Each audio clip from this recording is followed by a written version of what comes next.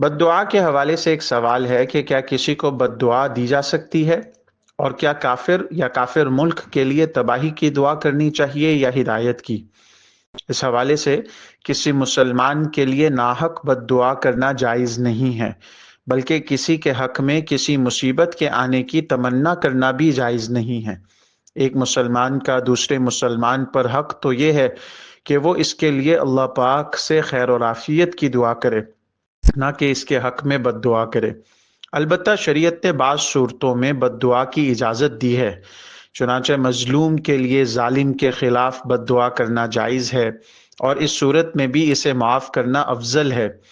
پھر اگر ظالم مسلمان ہو تو اس میں اعتدال ضروری ہے کہ جتنا ظالم نے ظلم کیا ہے اسی کے بقدر اس کے خلاف بد دعا کرے، اور اگر ظالم کافر ہو تو اس کے خلاف مطلقاً بد دعا کی اجازت ہے، جس طرح چاہے بد دعا کرے۔ اسی طرح کفار کے خلاف یا ظالم بے دین حکمران کے خلاف یا کسی بد عقیدہ شخص کے خلاف بھی بد دعا کرنا جائز ہے۔ رہا کافر یا کافر ملک کی تباہی کی دعا کرنی چاہیے یا ہدایت کی، تو اس حوالے سے کافر یا کافر ملک کے لیے اولاً ہدایت کی دعا کرنی چاہیے، لیکن اگر کافر یا کافر ملک ظالم ہو پھر ان کے خلاف بد دعا کرنے کی بھی اجازت ہے۔ قرآن مجید میں اللہ جل شانہ کا ارشاد ہے، لا يحب اللہ الجہر بالسوء من القول الا من ظلم وکان اللہ سمیعا علیما۔ اس کی تفسیر میں ابن عباس رضی اللہ تعالیٰ عنہ سے روایت ہے کہ لا يحب اللہ الجہر بالسوء من القول الا من ظلم ای الا ان يدعو علی ظالمہ، اور اسی طرح امام قرطبی رحمۃ اللہ علیہ سے بھی یہی منقول ہے۔ یہ سوال لاس اینجلس میں لگی آگ کے نتیجے میں مسلمانوں کے جذبات کے اظہار میں تھا۔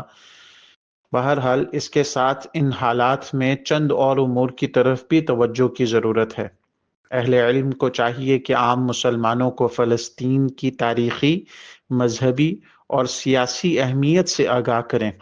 فلسطین کا قضیہ حقیقت میں ہے کیا، اور مسلمانوں کو اس بارے میں حساس ہونے کی ضرورت کیوں ہے؟ اس بارے میں نوجوان نسل کو اصل حقائق سے آگاہ کرنا چاہیے۔ یہود کے جرائم اور نفسیات کیا ہیں، اور قرآن کریم کی سب سے بڑی صورت میں ان کو کیوں برائی کا منبع، اس کا مصدر اور موجد قرار دیا گیا ہے۔ موجودہ دور میں اسرائیل، امریکہ اور یورپ کا گٹھ جوڑ کیوں ہے؟ جنگ میں اور جہاد میں کیا فرق ہے؟ اور حماس اپنے موجودہ روش میں کیوں حق پر ہے؟ ان حقائق سے نئی نسل کو روشناس کرانا چاہیے۔